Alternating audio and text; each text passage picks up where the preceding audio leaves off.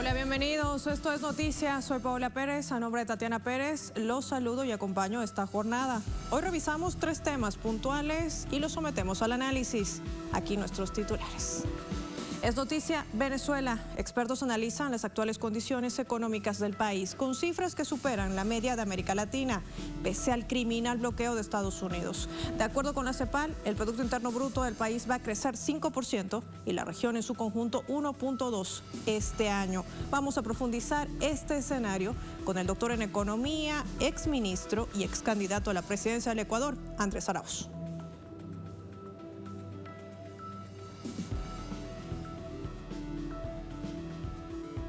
Es noticia Argentina. El presidente Alberto Fernández ha anunciado este viernes que no se va a presentar a una reelección para los comicios generales de octubre, mientras asegura que va a concentrar sus esfuerzos en resolver hasta el mes de diciembre los problemas del pueblo. ¿Qué implica todo esto en el panorama político y económico interno y externo? También lo analizamos. Y es noticia Colombia. El presidente Gustavo Petro ha realizado un encuentro con su homólogo estadounidense, Joe Biden, en la Casa Blanca. Se han abordado temas de cooperación bilateral relacionados a la política antidrogas, paz, migración y oportunidades de inversión, además de cambio climático y el levantamiento de sanciones coercitivas hacia Venezuela.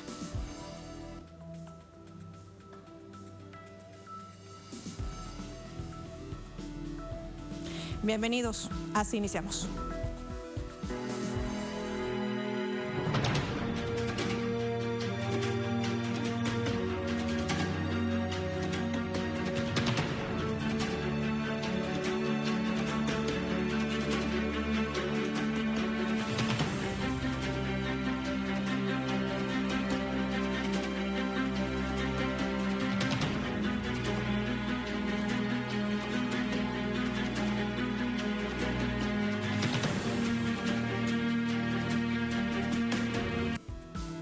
Es noticia Venezuela. La Comisión Económica para América Latina y el Caribe, la CEPAL, ha presentado su informe económico 2023. Allí revela un importante crecimiento para la nación suramericana.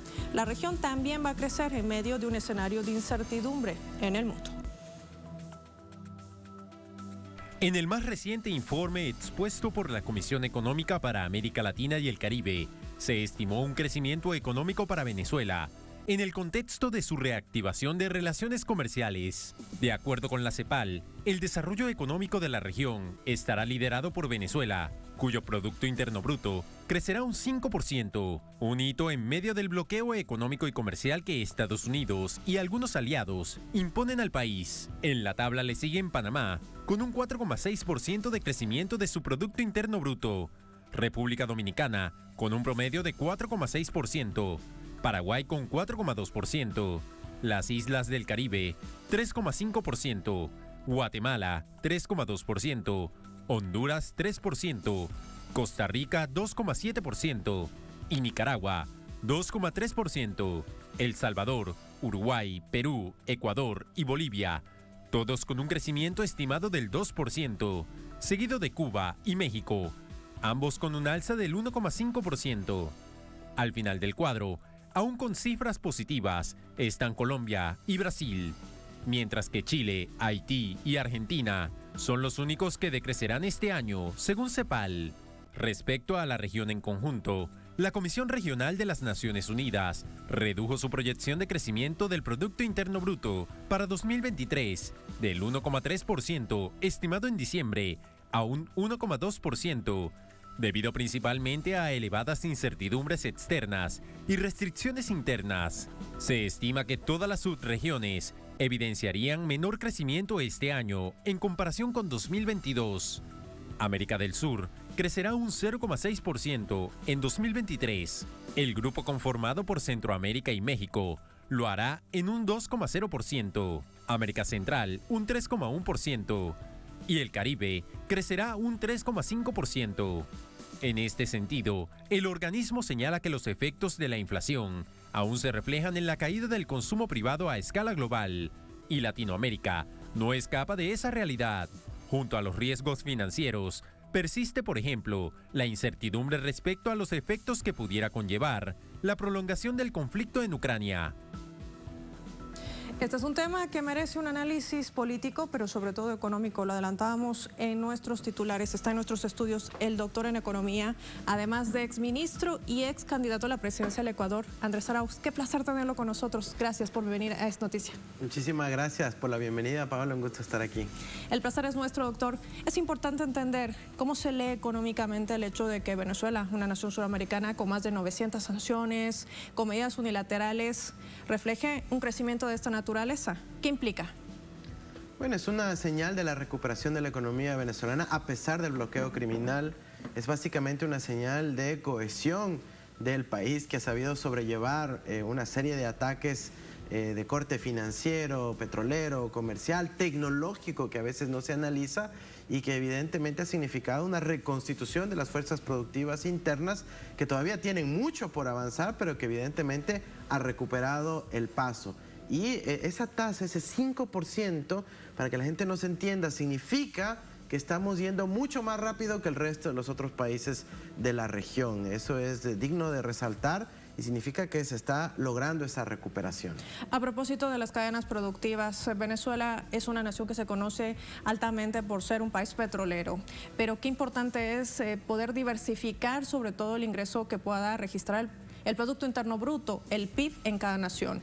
Y al presidente Maduro se ha trazado una tarea de implementar, por ejemplo, los motores económicos, diversificar ese ingreso. ¿Esto podría abrir escenarios importantes y de desafíos para el país?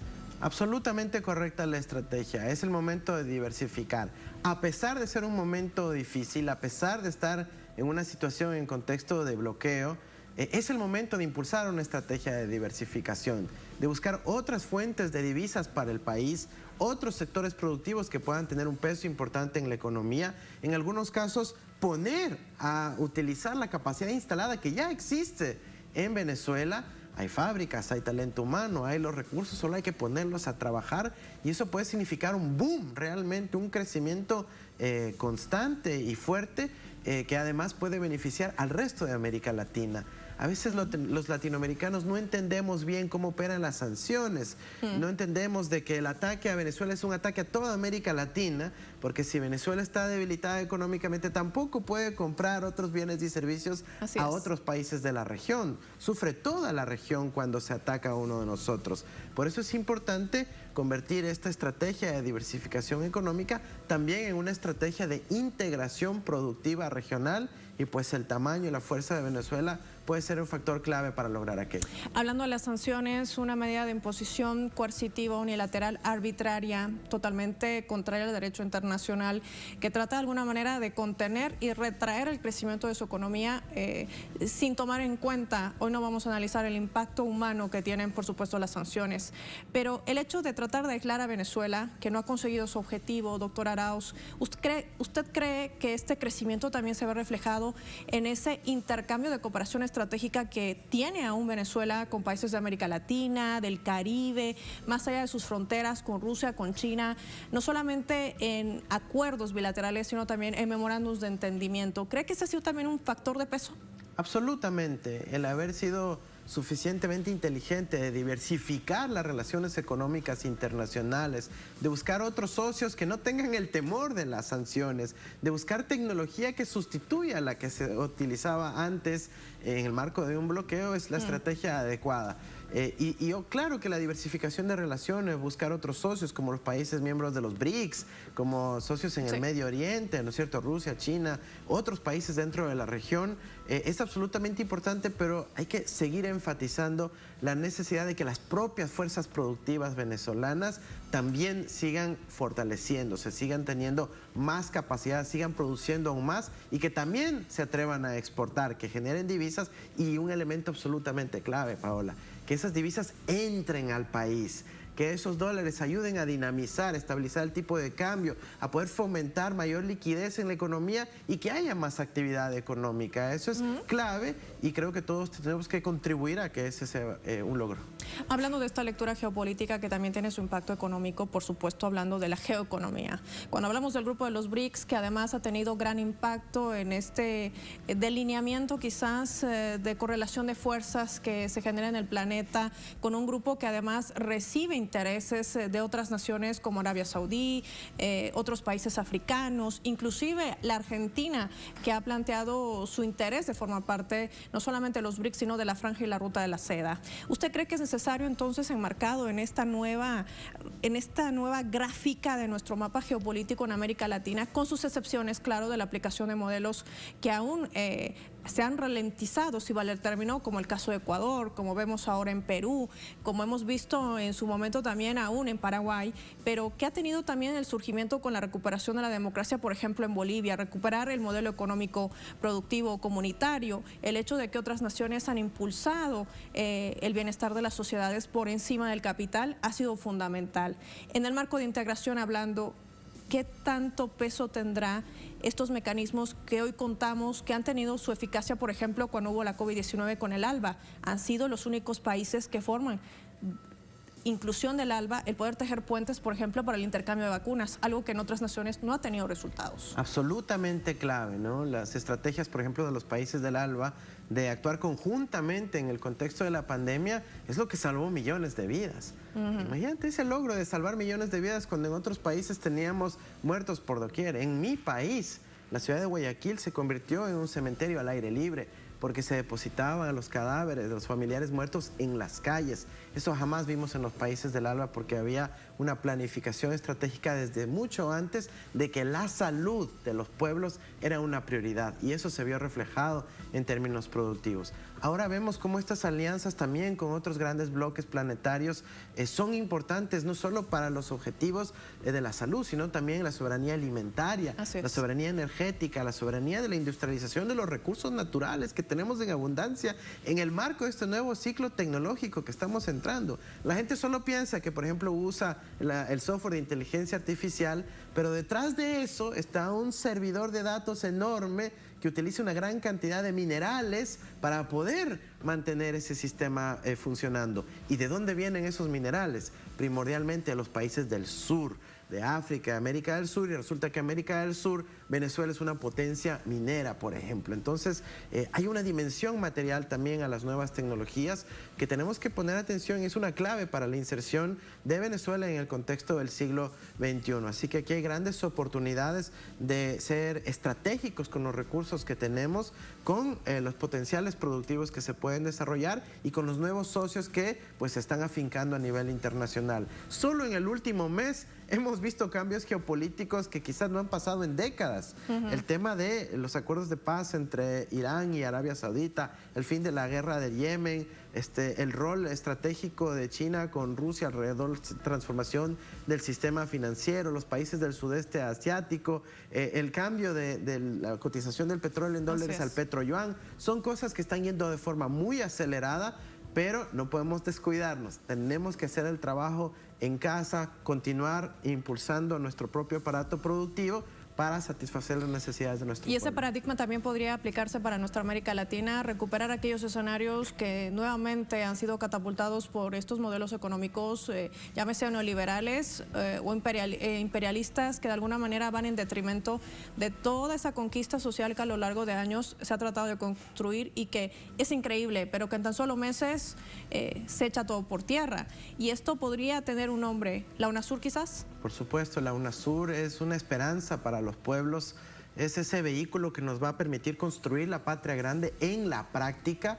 Quizás ahora con la nueva UNASUR, este relanzamiento de esta institución que hermana a los pueblos, tiene el reto de ser menos quizás política, de menos cumbres, de menos fotos presidenciales y de más elementos concretos que la gente lo perciba en su día a día. Por ejemplo, construir la red ferroviaria suramericana. Solo la capacidad de tener infraestructura de conectividad que conecte a nuestros pueblos va a permitir emprendimiento, empresarios que puedan hacer negocio, dinámicas productivas, entrelazando a nuestros pueblos. El turismo va a pasar por un boom y para eso necesitamos construir los trenes. Ahí, por ejemplo, es clave la alianza con la China, que ha construido decenas de miles de kilómetros de trenes de alta velocidad que ha transformado ese país y que podríamos hacer un paquete similar en América del Sur. Entonces sí, la UNASUR tiene que materializarse en elementos concretos del día a día para que pueda percibirse por la ciudadanía y defender y apoyar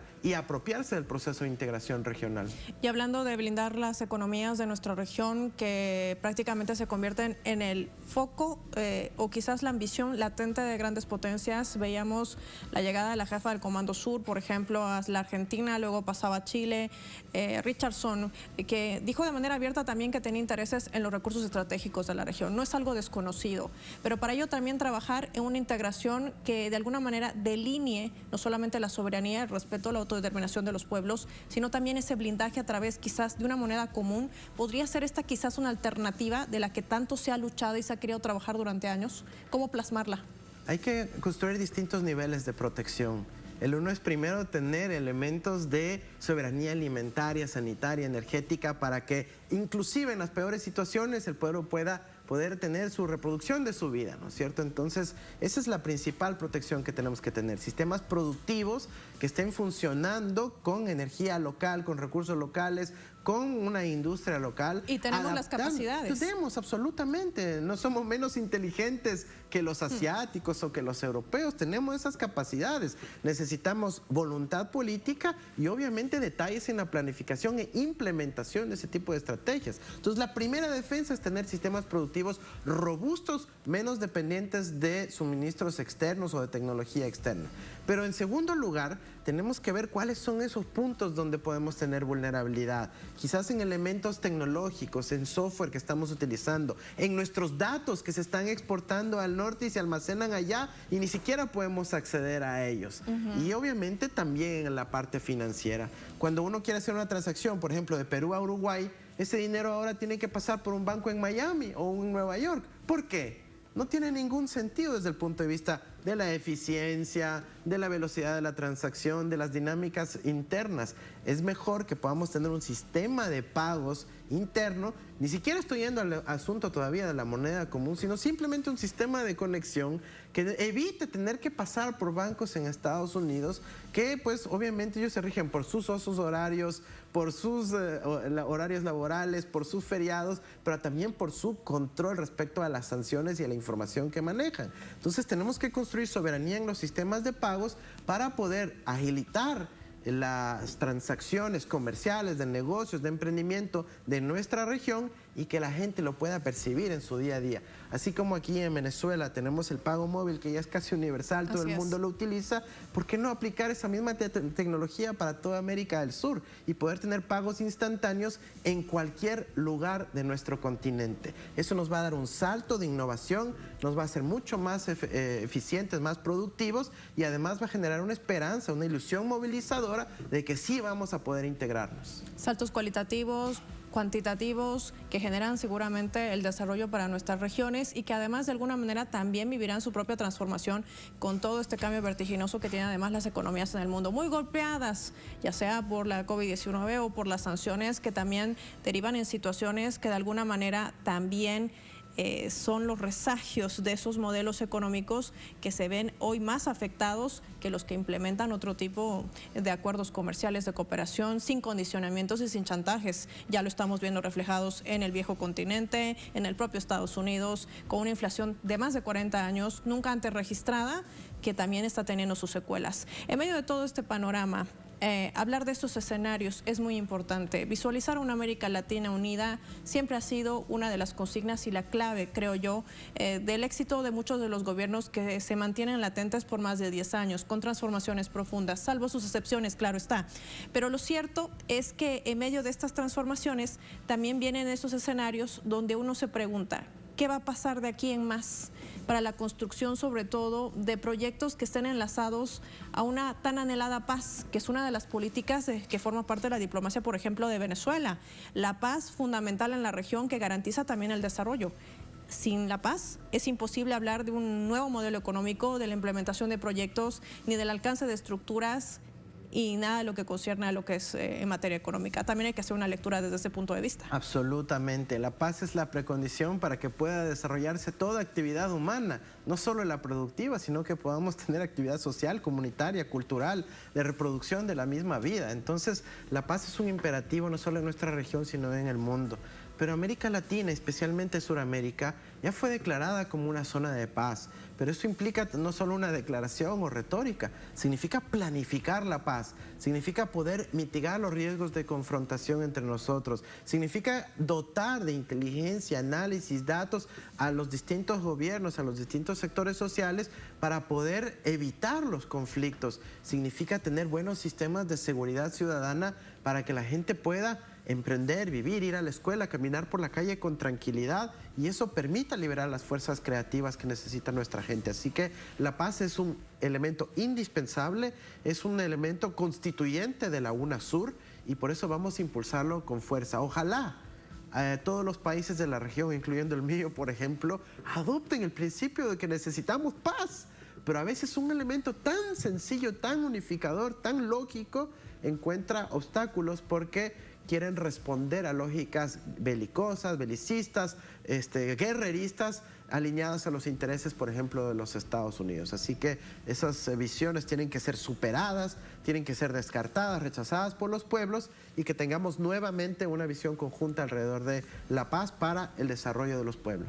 Con este último informe, por ejemplo, de la CEPAL, que nos delinea no solamente el crecimiento que podría registrar la región, sino sobre todo también el impacto que tiene en una nación golpeada mediáticamente, golpeada también por el sentido de ese asedio político permanente y con medidas coercitivas que de alguna manera han tratado de impedir el desarrollo de sus ciudadanos, más allá de la vulneración de sus derechos humanos, que es un aspecto terrible y grave, del cual pocos o quizás nadie quiere hablar en los grandes medios hegemónicos occidentales. Pero lo cierto es que la CEPAL de alguna manera avisora un panorama distinto al que reflejan actualmente otras naciones. Por ejemplo, la Unión Europea, que si bien tiene una moneda común, el euro, no ha logrado salir de la inevitable recesión que se avecina para los próximos meses y los próximos años, golpeada también como un boomerang por las propias sanciones que impone a Rusia por el despliegue de su operación militar. Un punto de inflexión que ha sido clave también para el impacto que tiene, sobre todo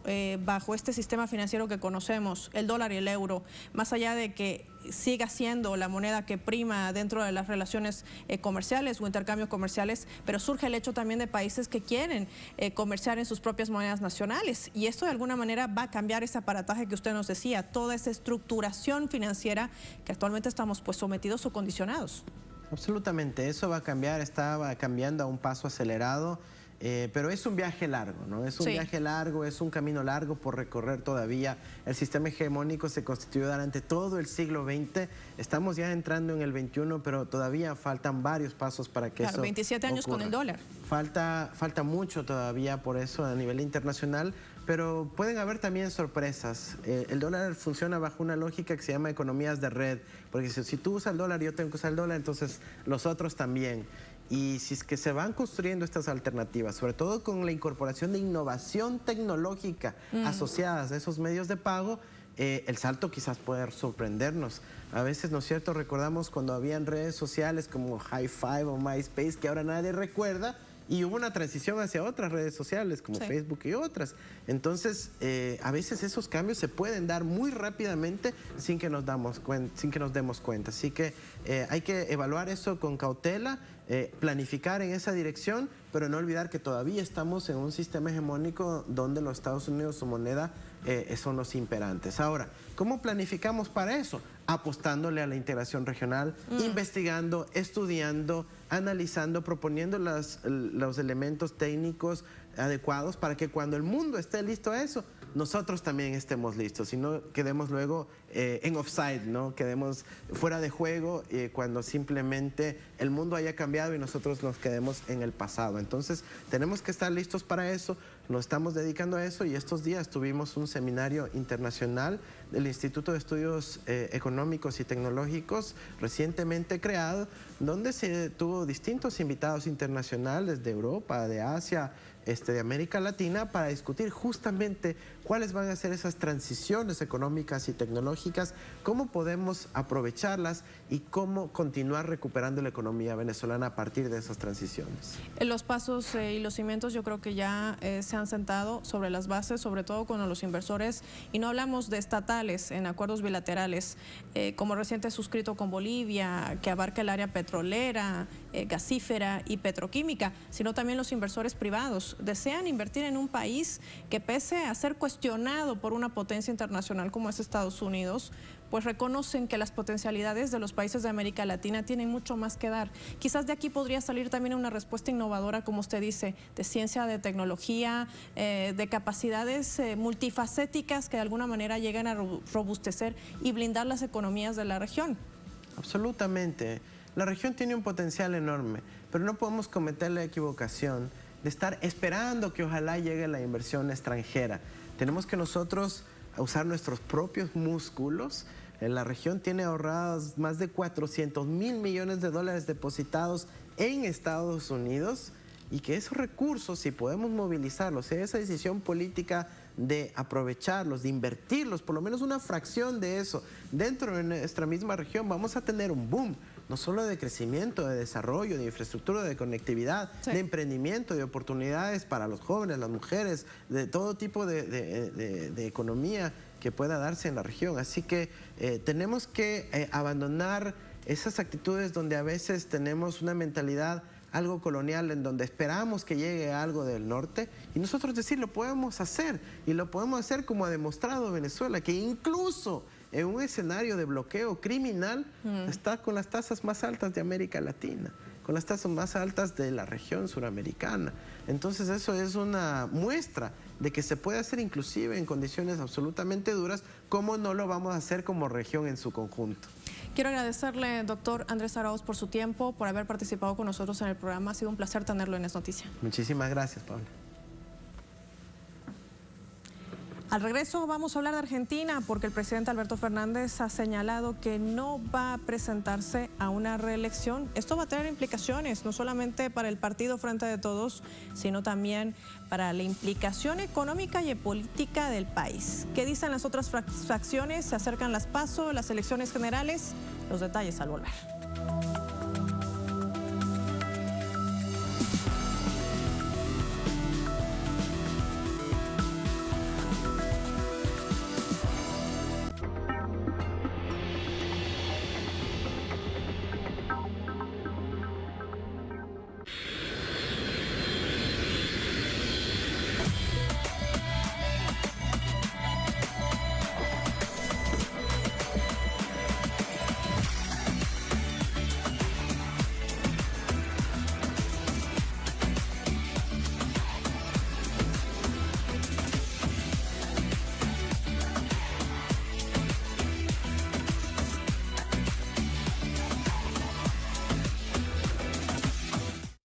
días, 11 países. Quinta entrega de los Juegos Deportivos del ALBA, donde más de 1.000 atletas compiten para llevarse una medalla. Entérate de los resultados de este evento en el programa especial de Nuestra América Deportiva. Desde el 21 al 29 de abril. Porque Telesur siempre da más.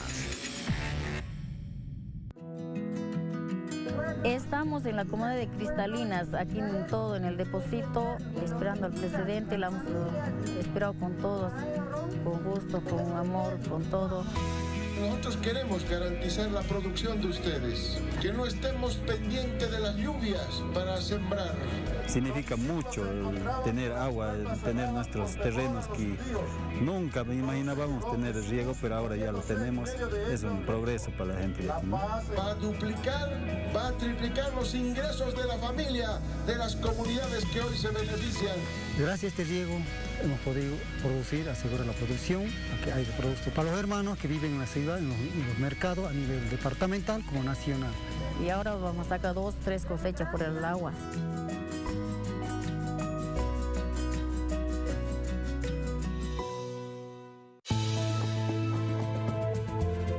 El mundo sintoniza Telesur. Ramiro Angulo desde el Perú. porque Telesur siempre da más.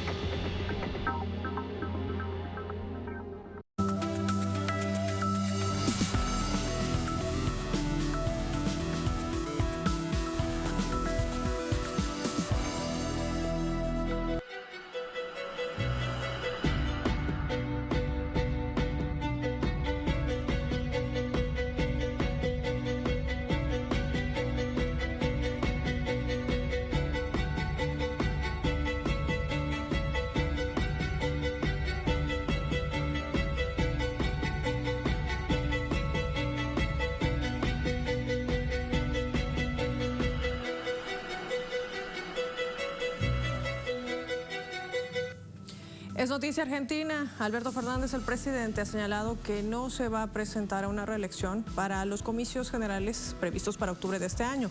Él ha asegurado que se va a concentrar sobre todo para mejorar las condiciones de los argentinos hasta finales de su mandato. Revisamos. El presidente Alberto Fernández anunció este viernes que no se presentará a la reelección en los próximos comicios generales de octubre, mientras aseguró que concentrará sus esfuerzos en resolver hasta el mes de diciembre los problemas del pueblo argentino. En un mensaje difundido en redes sociales, señaló que dará paso a las nuevas generaciones. Apoyará a quienes deseen emprender ese camino en las próximas elecciones primarias, abiertas, simultáneas y obligatorias. Creo fervientemente en la democracia como sistema para lograr nuestros objetivos en una comunidad organizada. También debemos usar sus herramientas para la vida partidaria. Por eso, creo que las PASO son el vehículo para que la sociedad seleccione los mejores hombres y mujeres de nuestro frente que mejor nos represente en las próximas elecciones generales. Como presidente del Partido Justicialista, voy a garantizar que todos y todas los que se sientan capacitados para encarar este desafío puedan hacerlo. El mandatario apuntó la necesidad en estos tiempos, más que en otros, de revitalizarse. Necesitamos generar un nuevo ciclo virtuoso, en el que otros se empoderen para volver a conquistar los corazones de quienes siguen mirándonos como el espacio que garantiza que no volverá la derecha a traernos su pesadilla y su oscuridad. En este sentido, Fernández abogó por la unidad dentro de las filas de la coalición Frente de Todos y llamó a superar las contradicciones internas en medio de un contexto matizado por la compleja situación económica que atraviesa el país. Destacó que tiene la certeza de no haber tomado una sola medida en contra del pueblo. Vamos a actualizar el panorama con nuestro corresponsal desde Buenos Aires, Juan Carlos Bartolota, quien nos amplía más detalles. Adelante. Paola, ¿qué tal? Buenas noches. En medio de este contexto que escuchamos recién, hoy se dio la reunión del Partido Justicialista, el principal partido que forma la alianza del Frente de Todos. Frente de Todos es una alianza electoral que se conformó justamente para que Alberto Fernández, junto con Cristina Fernández de Kirchner, hicieran la fórmula presidencial que ganó las elecciones y le ganó a Mauricio Macri en el año 2019. Este año es un año electoral, lo escuchábamos y lo venimos diciendo a través de estos informes de la Argentina, la situación económica en el país, el alza de precios indiscriminado por parte de las industrias, de los proveedores, en los últimos tiempos no ha tenido ningún tipo de eco en la prédica oficial, que ha manifestado pedidos públicos para que esto no suceda, han firmado acuerdos, por ejemplo, el de precios justos. Sin embargo, los precios en la Argentina se han disparado hasta llegar a un 7,7% de inflación en el mes último pasado.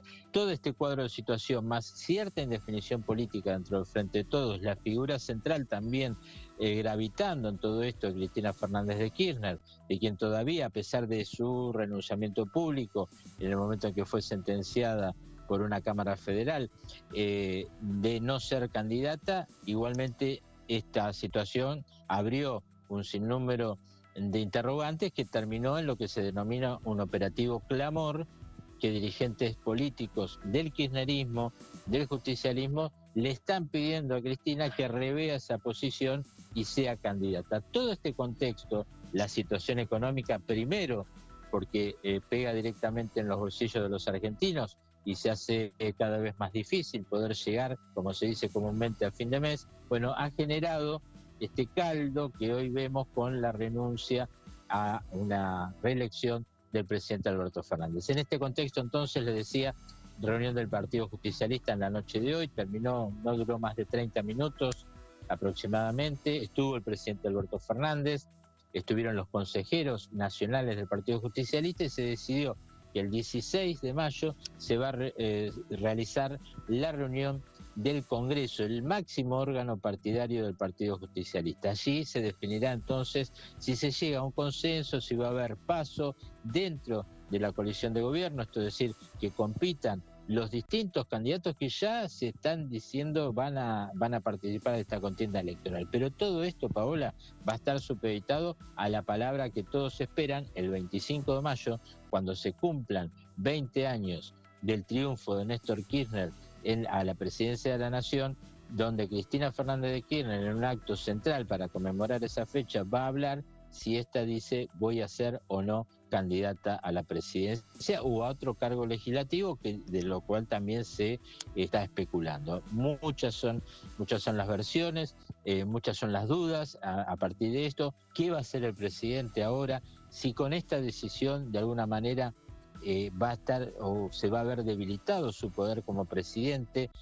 ¿Cómo queda la figura de Sergio Massa, el ministro de Economía? Y recordamos 7,7% de inflación el mes pasado, pero un ministro que participa activamente de lo que son las negociaciones con el Fondo Monetario Internacional, de lo que tiene que ver con llevar adelante alguna solución a los problemas económicos. Bueno, ¿cómo queda la figura de Sergio Massa? También es otro de los interrogantes, porque algunos dicen que podría llegar a ser un candidato de la vicepresidenta Cristina Fernández de Kirchner. Y también gravita, ya para cerrar, la figura del gobernador de la provincia de Buenos Aires, Axel Kicillof. Más allá de la lista que ya mencionábamos anteriormente, que tiene, por ejemplo, algunos ministros del actual gobierno como potenciales candidatos a la presidencia de la Nación. Paola. Muchísimas gracias, Juan Carlos Bartolota. El panorama completo, la actualidad informativa que nos ayuda a someter este tema al análisis. Por eso vamos a recibir a Ernesto Lucero, él es periodista, nos acompaña también desde la Argentina. ¿Cómo estás, Ernesto? Bienvenido. Gracias por tu tiempo para Es Noticia. Gracias a ustedes, Paola. Muchas gracias. Pues tengo que preguntarte de primera mano, ¿qué implicaciones va a tener el hecho de que Alberto Fernández decida no subirse a esta contienda electoral? No me voy a reelegir, dice, porque no solamente vamos a ver el aspecto de esa implicación política interna en el Frente de Todos, sino también en el país. ¿Y por qué no abarcar más allá el aspecto económico? Porque fue alguien que de alguna manera reestructuró la deuda con el FMI. Bueno, precisamente esto último, la reestructuración de la deuda con el Fondo Monetario Internacional, es lo que según la mayor parte de los analistas en la Argentina e incluso de los dirigentes políticos del propio sector duro del peronismo, que es el representado por Cristina Fernández de Kirchner, han señalado como la principal responsabilidad en este caos económico que se está viviendo en la República Argentina, con un embate incesante por parte de los factores de poder, los sectores de poder económico concentrados, nacionales e internacionales, unidos, por supuesto, al incesante esfuerzo que hacen los medios masivos de comunicación junto a un sector del Poder Judicial al que la propia Cristina Fernández de Kirchner ha llamado Partido Judicial, y se han realizado marchas. Hay una comisión de juicio político en la Cámara de Diputados en donde está avanzando seriamente el proceso para la destitución de los jueces que integran el máximo tribunal de la Nación. Bueno, esta situación que hay en la Argentina, de alguna manera, desde el punto de vista interno al peronismo, se ha calmado un poco con esta decisión del presidente Alberto Fernández, pero la verdad es que el panorama sigue siendo muy complejo, están abiertas todas las posibilidades. Hay quienes insisten en que la única alternativa que tiene la República Argentina para salir de esta situación de gran inestabilidad económica y política es que Cristina acepte la candidatura para las elecciones de octubre. Pero otros sostienen que las posibilidades de que esto suceda son muy pocas, que en realidad el próximo jueves, precisamente en el 27 de abril, en el Teatro Argentino de La Plata, va a haber alguna señal por parte de la vicepresidenta, de Cristina Fernández de Kirchner.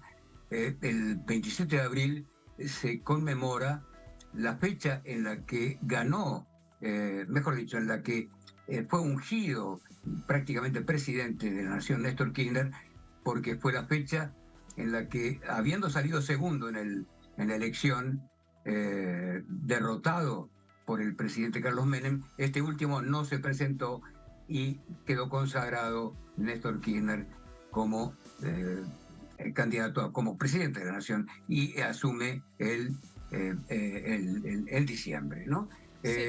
Lo cierto es que en el Teatro Argentino de La Plata, el 27 de abril, vamos a tener alguna señal importantísima respecto a qué puede pasar, si hay PASO, si los candidatos son Massa y Scioli, que van a disputar en una PASO, en unas primarias abiertas y obligatorias, o si va a haber un candidato de consenso, o si va a ser Cristina la que encabece finalmente la fórmula presidencial. Ahora, Ernesto, esto abre una pregunta que espero que no se distorsione cuando te la cuestiono, porque muchos se preguntarán, ¿la decisión de Alberto Fernández fue una decisión unilateral o responde a una estructura política mientras se barajan esas alternativas que tú dices y reflexione Cristina Fernández si va o no como candidata a la presidencia?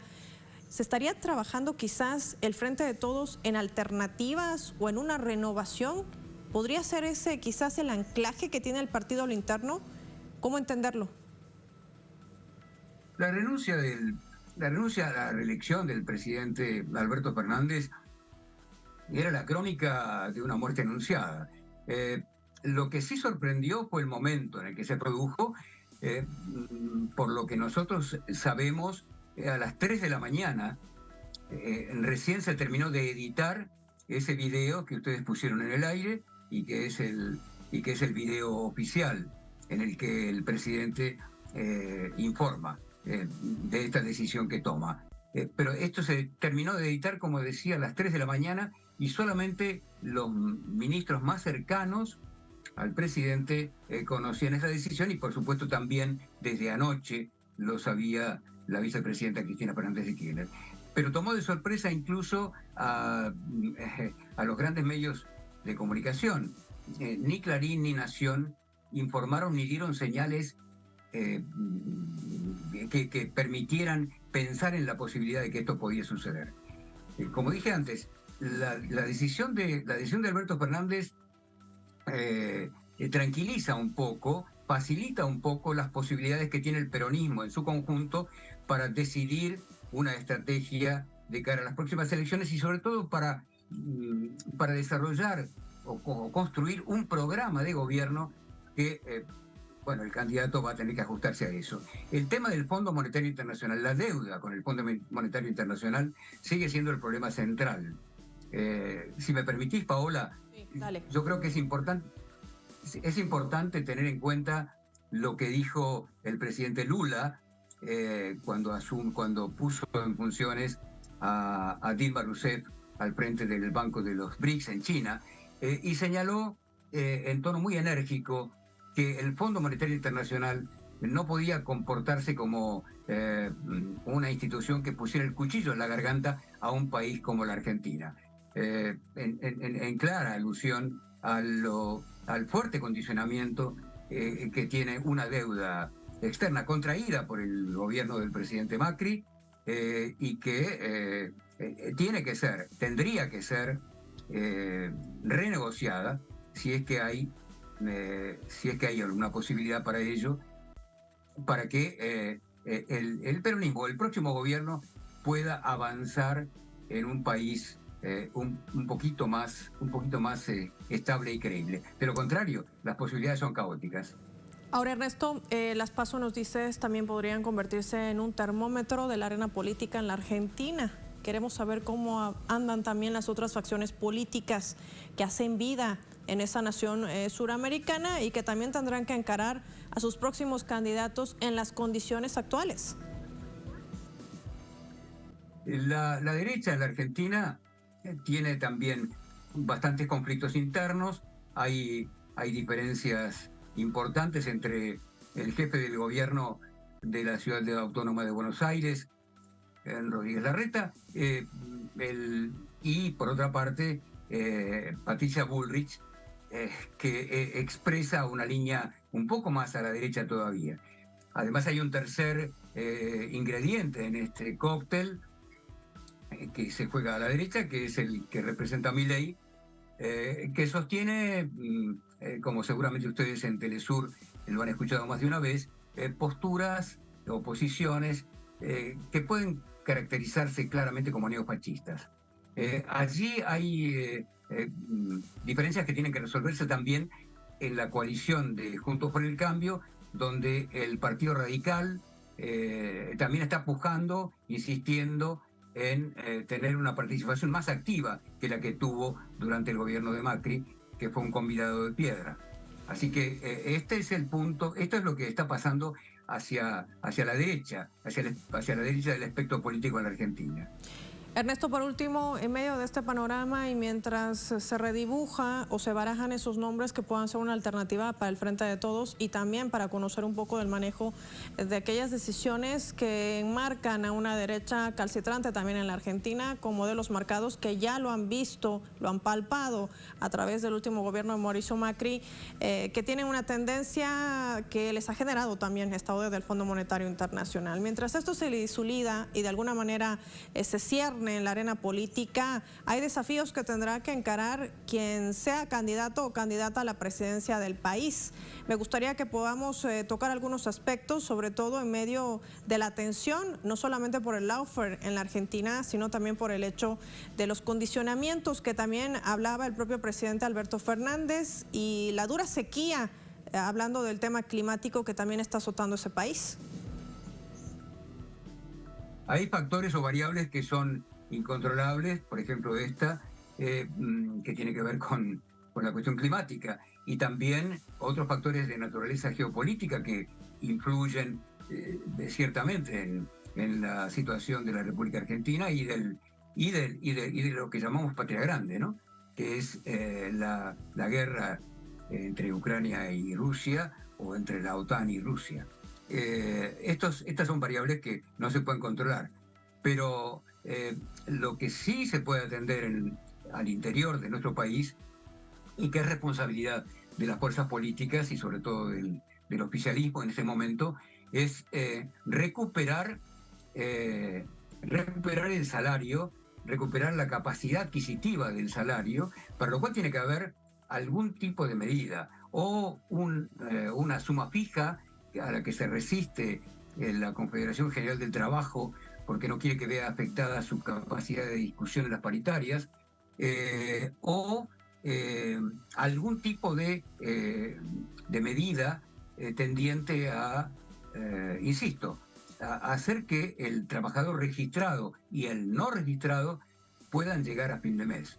En este momento la corrida cambiaria es también un instrumento que se utiliza para demoler las capacidades que tiene el actual gobierno y el partido del Frente de Todos, o el candidato del Frente de Todos, mejor dicho, para afrontar una elección.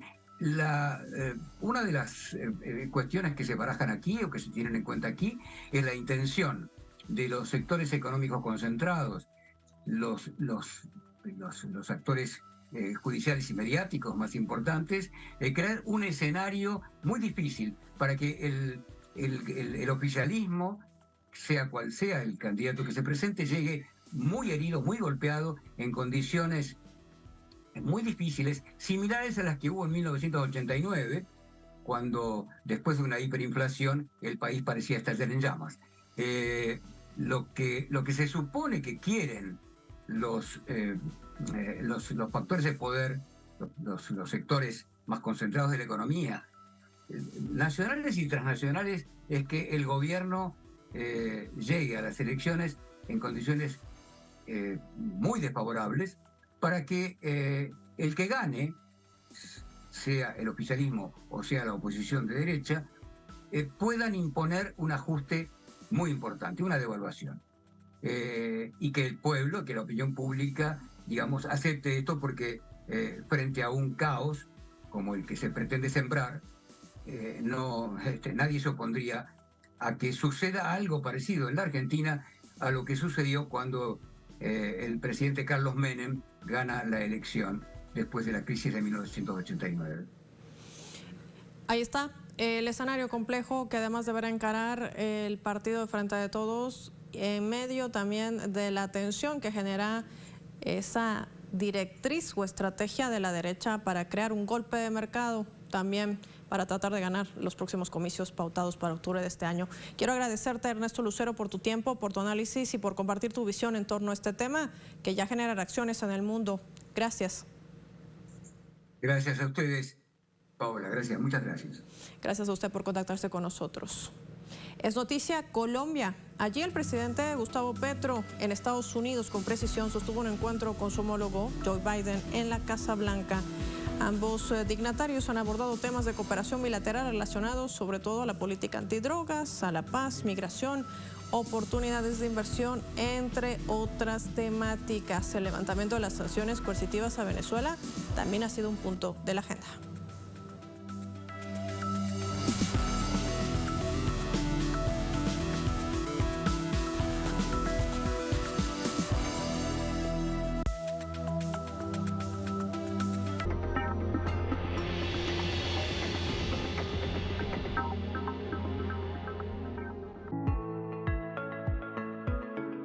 La UNOCI realmente está exclusivamente enfocada a las personas que quieran sencillamente mejorar su vida, sacar esas limitaciones y quitar ansiedad, tristeza, dolores, pero no aplica a las personas que tienen un diagnóstico psiquiátrico.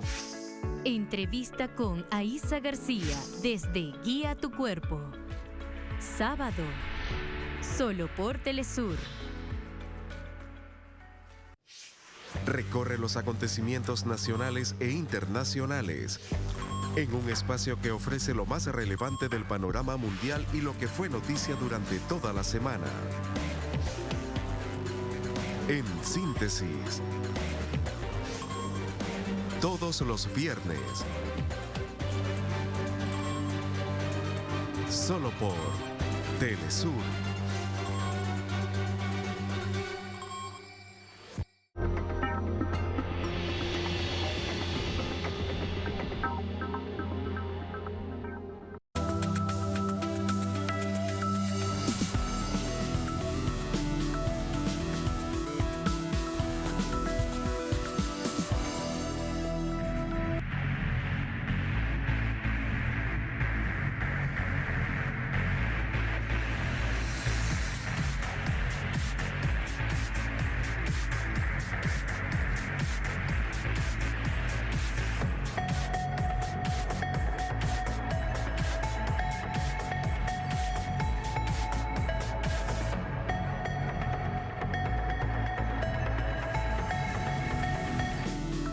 Es noticia Colombia. El presidente Gustavo Petro y su homólogo estadounidense Joe Biden se reunieron. En este encuentro bilateral se han abordado distintas temáticas. Aquí las revisamos.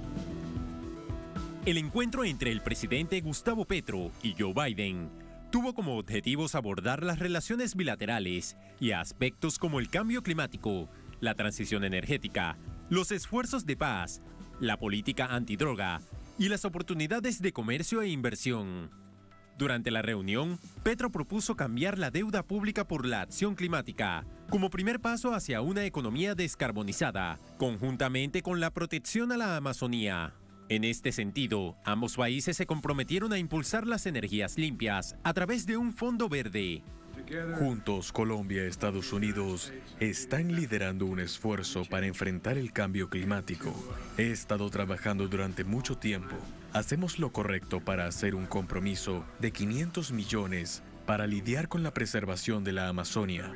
Como comenzamos el próximo siglo de nuestra asociación, creo que podemos hacer aún más para profundizar y desarrollar la cooperación. El presidente colombiano señaló que en el encuentro también hablaron sobre la necesidad de la financiación de la reforma agraria en Colombia, destinada a la política de sustitución de cultivos ilícitos por producción agraria en favor del campesinado. También sobre la urgencia de una nueva política antidroga en medio del panorama oscuro que atraviesa el país del norte por consumo de fentanilo y como principal importador de la droga que se produce en Colombia. En diversas oportunidades, Petro ha dicho que la guerra contra las drogas promovida por Estados Unidos fracasó. Por otra parte, como muestra de amistad con Venezuela y en apego a la Carta de las Naciones Unidas, Petro solicitó a Biden levantar las medidas coercitivas contra este país. A lo largo de una historia de gobiernos de derecha en Colombia, el país fue considerado por Estados Unidos su socio estratégico más cercano en el hemisferio occidental, con un enfoque militar. Con Petro en el poder, la agenda bilateral cambia de rumbo. Así finalizas noticias. Ha sido un placer acompañarles. Soy Paola Pérez. Será hasta un próximo encuentro.